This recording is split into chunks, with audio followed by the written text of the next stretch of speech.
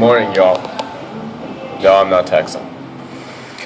Still alive, documenting at a local Starbucks. I did do some films over at Asbury Park yesterday, announcing that there were going to be 3 bitch outs of the week. One of them was going to be Richard. Next one was going to be the Eagle. And the third bitch out was going to be a big, tremendous surprise. Well, the bitch out of the week turned out to be the bitching, moaning, and screaming at a local gay bar and making a complete scene, embarrassing the person. It was completely unplanned. But this person richly deserved it, since they did know the situation offhand. And then to completely ignore it was even worse. But what really disturbed me about the whole entire thing is that actually when I was doing the domestic violence walk of shame, just to raise the awareness, I walked by and I saw the same person, Mr. John Santora, laughing. Now, here's the issue with Mr. John Santora. I lived with him, so I know basically his ordeal. He does the same thing as the rest of his friends used to do, which is one thing that I can't stand is what older gay men love doing, is that when they have their younger partners, they like to drive them away, driving them insane, making them actually penniless, and then tossing them into the car like a wet rag. That is still considered also domestic violence in a way that actually is provoking their, in a way, it's making them go crazy.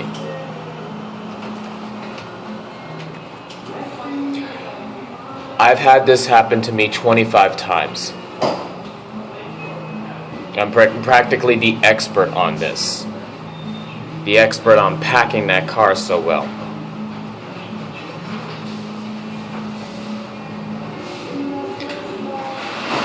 When I saw Mr. Santora laughing, the first thing that came to mind was, oh no, you're not getting off that easy.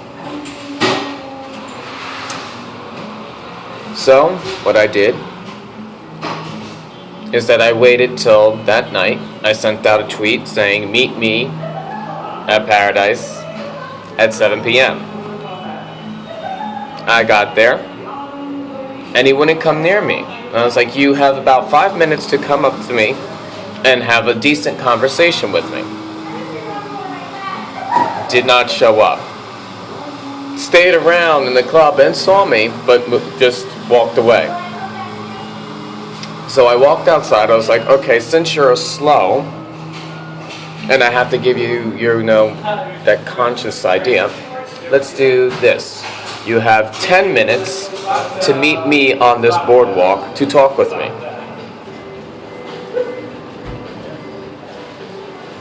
Tweeted that out. 10 minutes goes, nobody shows up. So, everybody got a taste of what a live bitch out really does. I walked into the club and started screaming out, Santora, I have an axe to grind with you.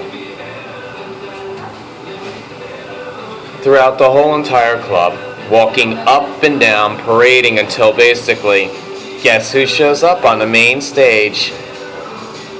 All fucked up and high as a kite. With his other lover, in which basically we already know what his expertise is. No offense, hon. We can tell what kind of lifestyle that you lived because, believe me, I've been there. I know that lifestyle. And it's starting to show on your face. If you want to do yourself a favor, get out of it. Because he's going to do the same thing as he's done to every single other guy. screw you over at the end. Back to the story. They thought basically it was more about sex than anything. It was not. I had some questions that need to be answered. I demanded for his phone number, in which the boyfriend was nice enough to give to me. So, hun, thank you. And then basically I ousted his ass anyway by screaming out what actually he was on, who he is, and this is what you get for spreading lies and rumors and listening to those buddies of his and making fun of me for all those years.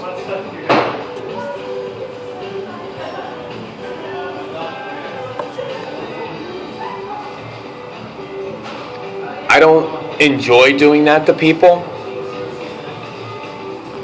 but that was a loose end that needed to get done. I said there was going to be a third bitch out, and I meant it. It's the reason why I don't like going into that area, because there's so many memories. And as that was the kickoff party of the summer, believe me, his summer is shot to hell. And ever since afterwards, it will be the same. I hope he remembers this. I hope he tells his friends. I hope he takes this suggestion of memory and shares it with every person that actually has screwed me over. And I hope others do the same. I'm like a virus that's on the web, spreading through my word. And I will constantly keep doing that, because I've lost everything because of those people who actually talk shit about me. For all those years lying to others.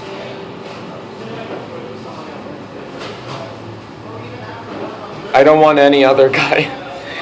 I don't want any other guy to go through what I went through and what I'm going through now.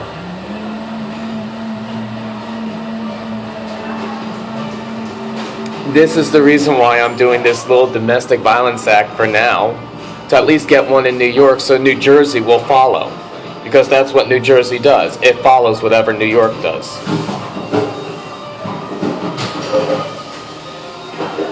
And for it to have no male group whatsoever in the anti-violence or gay pride center, that's astonishing. And please don't actually give me, well, we need to make it equal domestic violence, because men and women are different in emotions.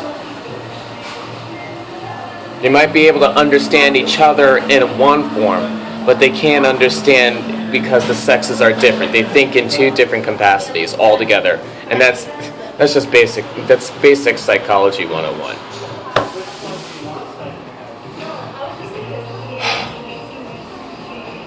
There needs to be a group in there. Not for me, but for the future. The platform that actually I'm trying to stand, I don't care who it goes to. I just want it to be in there, so basically I can move on to my next platform. Raising the awareness for what? What? Welfare? What's next after that? Being a felon? LexisNexis makes mounds of money. Hand over fist, mounds of money. Pointing out who's guilty and who's not. Giving out also false information saying one person is guilty and they're not. And that was in the New York Times. But this is the kicker that I have a problem with. I don't care what kind of charges you have. I want to know how you got those charges. Because it's the same as spreading rumors. You're going to put a label on, but you're not going to find out the story behind it. Let the employer decide. You should be able to click on whatever the guilt or the not guilty plea is and see a small synopsis of what really happened.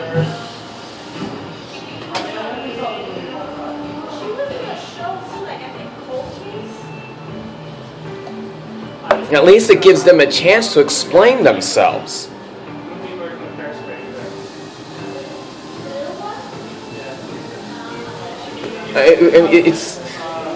It's the rumor mill all over again. It's high school all over again. It's college all over again. One person says something, you're screwed.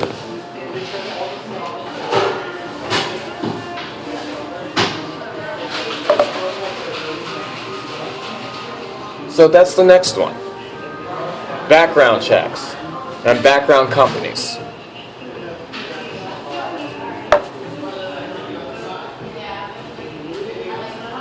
I mean, I got my felony. I got it.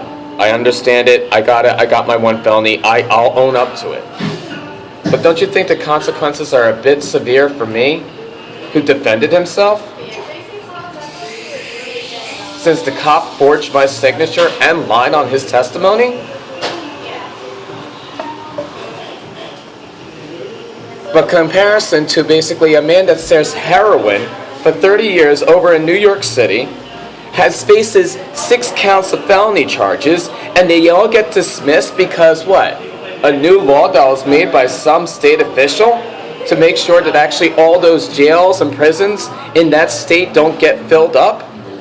And he's making $18 an hour?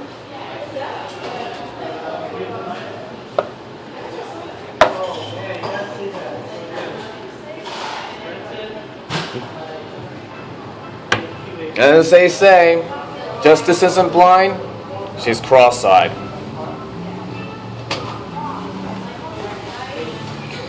So, John Santora got a live ousting. I've been waiting for that for a long time. To tie up loose ends.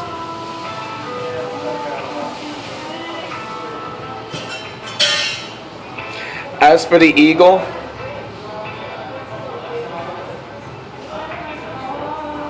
I'm debating about going there a third time, just to rub it in everybody's face.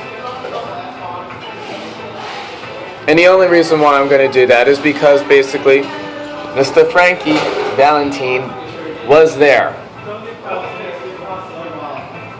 They didn't want to take the platform, and nor did they actually want to actually see it for what it is, because everybody thinks it's just wishy-washy.